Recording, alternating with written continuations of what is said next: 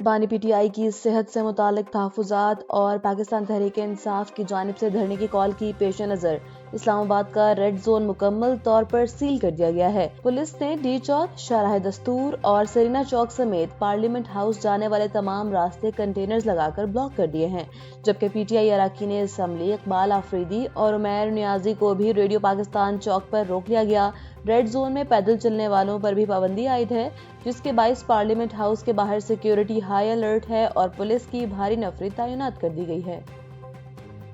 وزیر اعظم کے معاون خصوصی سینیٹر رانا ثناء اللہ نے بانی پی ٹی آئی کی صحت اور آنکھ کے مسئلے پر اپوزیشن کے الزامات کو مسترد کرتے ہوئے کہا ہے کہ اس معاملے پر سیاست چمکانا مجرمانہ ہے۔ سینٹ کے اجلاس میں اظہار خیال کرتے ہوئے انہوں نے دستاویزی حقائق پیش کیے کہ بانی پی ٹی آئی کا اب تک 25 مرتبہ بیرونی ڈاکٹر سے معائنہ کرایا جا چکا ہے اور جیل کے ڈاکٹرز ہر دوسرے دن ان کا چیک اپ کرتے ہیں۔ رانا ثناء اللہ نے واضح کیا کہ آنکھ کی شکایت جنوری کے پہلے ہفتے میں سامنے آئی تھی، جس پر فوری ایکشن لیا گیا، جبکہ اس سے قبل دسمبر میں ان کی بہن نے بھی ان کی صحت کو تسلی بخش قرار دیا۔ انہوں نے پیشکش کی کہ اگر قائد حزب اختلاف چاہیں تو وہ تمام طبی دستاویزات ان کے حوالے کر سکتے ہیں۔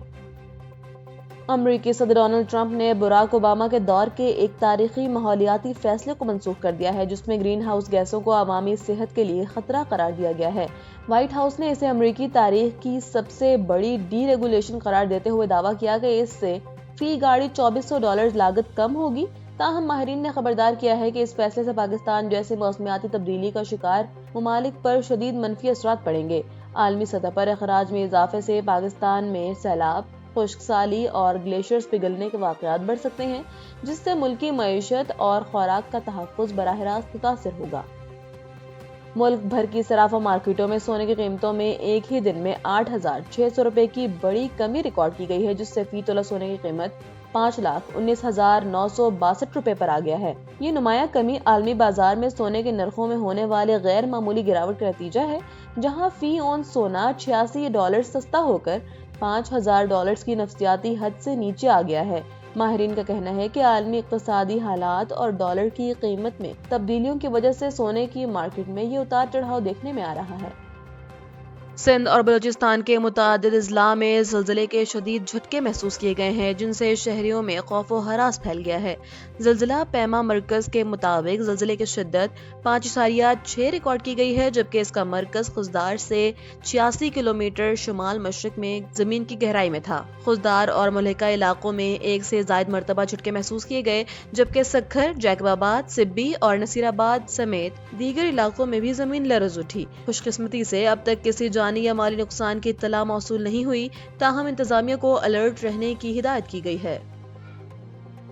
سابق وفاقی وزیر اور سینئر سیاستدان فواد چودھری نے بانی پی ٹی آئی کی صحت پر شدید تشویش کا اظہار کرتے ہوئے کہا ہے کہ قید تنہائی اور بلڈ پریشر کی وجہ سے ان کی آنکھ کی بینائی متاثر ہوئی ہے، جس پر پوری قوم پریشان ہے۔ میڈیا سے گفتگو میں انہوں نے مطالبہ کیا کہ نیشنل ڈائیلاگ کمیٹی کی تجاویز پر عمل کرتے ہوئے سیاسی قیدیوں کو رہا کیا جائے اور بانی پی ٹی آئی کی قید تنہائی ختم کی جائے۔ فواد چودھری کا کہنا تھا کہ جیلوں میں بند قیادت کو ریلیف دینا سیاسی درجہ حرارت کم کرنے کے لیے ضروری ہے اور اب حکومت کو چاہیے کہ وہ وکٹ اٹھا کر بھاگنے کے بجائے سیاسی میدان میں مقابلہ کرے۔